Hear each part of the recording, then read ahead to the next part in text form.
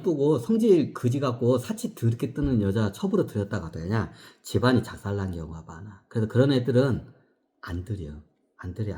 그 사치업자한테 그 저기 사치하느라고 사치업자한테 돈 빌려가지고 막 1억 원 정도 넘었으면 그런 애들 데려가봤자 그쪽 집안에서 어때 사고 맞죠, 그런 애들. 그래서 안 데려가, 그런 애들은. 애시당 아무리 얼굴이 이뻐도 미모가 출중해도.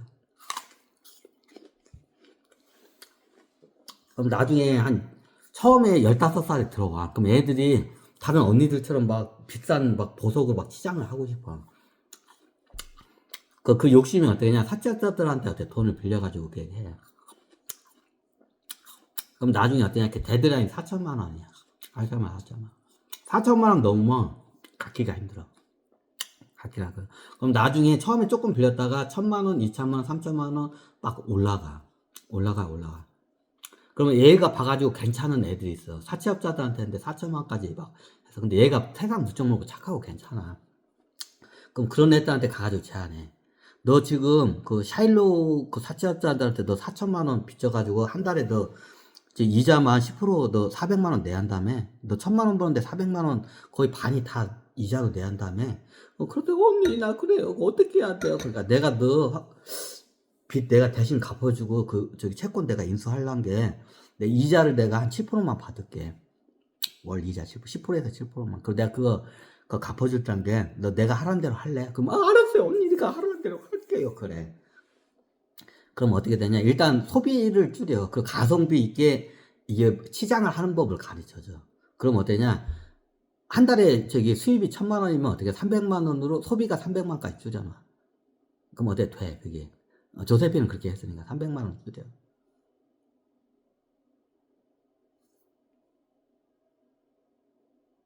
300만 원까지 줄여. 300만 원까지 줄여줘. 그러면 어떻게 되냐? 그러면 700만 원이 남잖아. 그러면 어떻게 되냐? 여기서 7, 4, 28, 280만 원이죠? 4천만 원에 대한 이자가 월 280만 원. 280만 원은 여기서 이자 띄어. 그럼 나머지 300만 원 플러스 280만 원이면 580만 원이잖아. 그럼 그러면 420만 원이 잉여금이 남잖아. 그거로 바로 원금을 갖게 해. 그거로 바로 원금을 갖게 해. 그럼 다음 달 되면 어떻게 되냐? 이자가 어떻게 되냐? 400 몇십, 이제 3천,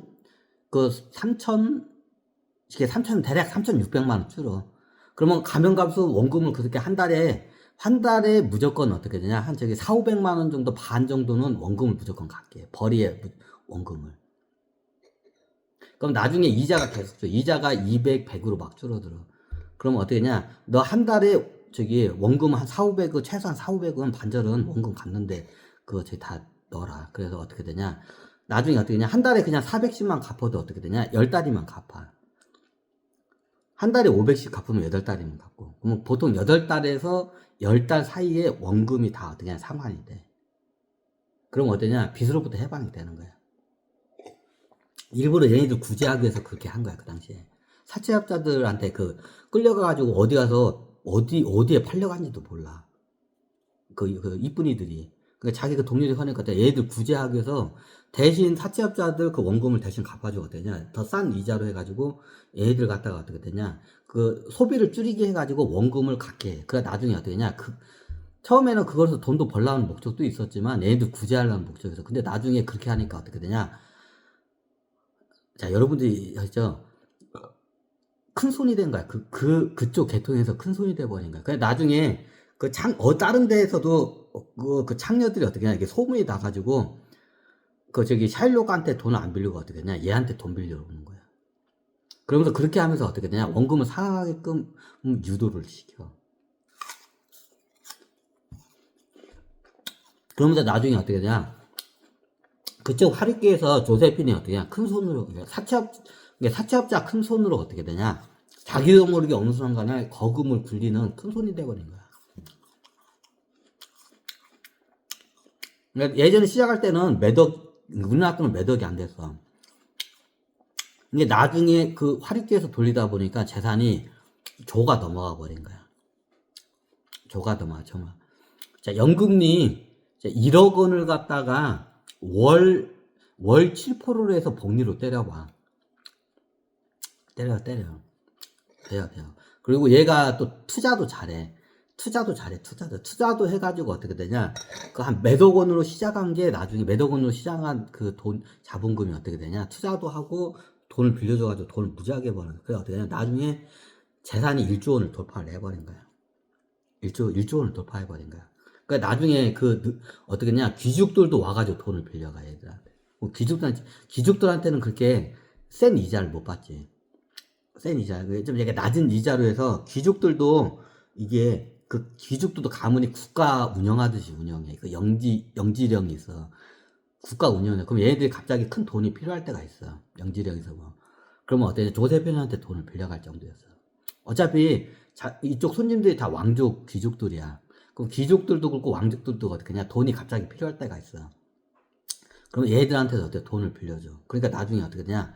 그냥 단순한 창녀가 아니라 어떻게 되냐. 그 귀족 왕족들도 무시할 수 없는 큰 손으로 이게 딱 올라선 거야. 조세핀이. 그 얘가 투자도 잘해. 투자도 잘해가지고 돈을 많이 벌어서 큰 손으로 된 거야, 그 당시에. 근데 대부분 그 수익이 뭐냐. 그 사창가에서 그 창녀들한테 그 돈 빌려주는 그 돈으로 해가지고 내가 처음에 돈을 무지하게 버는 거야. 그러면서 어떻게 되냐.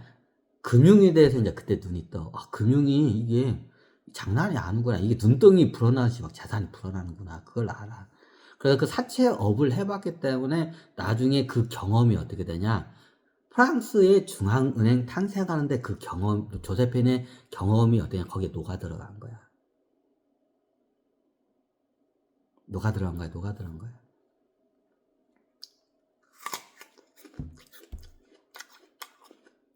이 중앙은행 탄생이 조세핀 머리에서 나온 거야. 조세핀이 사창가에서 사채한 큰 손이야.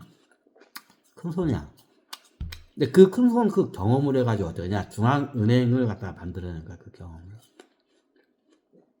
나중에 나폴레옹이 돈이 많이 필요해. 전쟁을 하려면. 군인들 월급도 째하고, 총도 사야 하고, 대포도 사야 돼. 다 돈이야. 초기에 그 돈을 다 어디서 마련을 했냐. 어떻게냐. 조세핀 돈도 들어갔지만, 그 빵커 있죠? 빵커 업자들한테 어떻게 해요?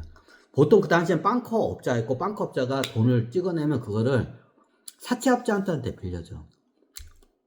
근데 이런 개념은 없대. 지금의 중앙은행과 같은 역할을 했어. 빵커 애들이. 돈을 찍어냈지. 금을 담보로 해서. 그러면 그걸 갖다가 누구한테 빌려냐? 사채업자한테 빌려줘. 그 사채업자가 지금으로 따지면 어떠냐? 시중 5대 은행이야. 국민은행, 하나은행, 뭐 이런 은행이죠. 지금으로 따지면 그런 거야. 이해가 돼? 그 당시 시스템이 그랬어. 빵커에서 몰래 막 돈을 찍어줘.